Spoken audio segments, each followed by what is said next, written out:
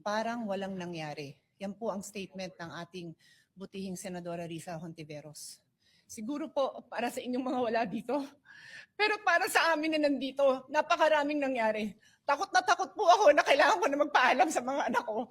At yung staff ko, 2 pintuan ang pagitan ko sa putukan. Yung staff ko na si Claire, na 20 years na sa akin, nandun siya sa labas.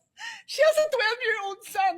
Kinuwento niya sa akin dito na tumatakbo siya, hindi niya alam kung saan siya pupunta. Kaya para sabihin niyo na walang nangyari. Napakasakit para sa aming lahat na nandito. And as I said, 2 pintuan ang nagpo-protect sa akin sa putukan. Pero yung media, yung Senate staff, yung hindi naman makauwi dahil sila ang security, sila ang elevator women and boys natin, nandoon po sila. So dear colleagues, napakarami nang nangyari.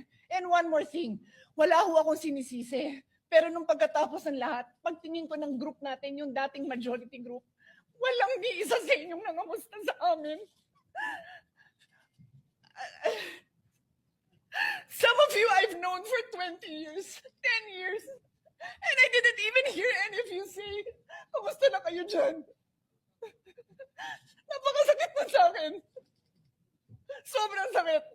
So yun lang ang masasabi ko. Yes, I am very ready to share my story, to ask questions. Pero kung wala ho kayo dito, huwag niyong questionin yung mga nangyari sa mga nandito. Dahil nandito kami, kasama ng staff namin, Senate staff. You have your own story. I respect that. But please respect my own story. Thank you, Mr. President. Maraming salamat, Mr. President. I empathize with the experiences and the feelings expressed by the gentlewoman from Taguig and Pateros.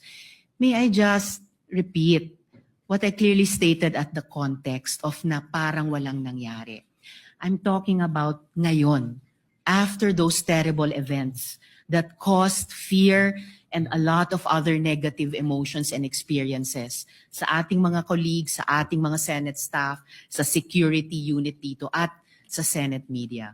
Yun po yung punto ko. And it is akin to one of the points raised by Senator Erwin earlier, before my privileged speech.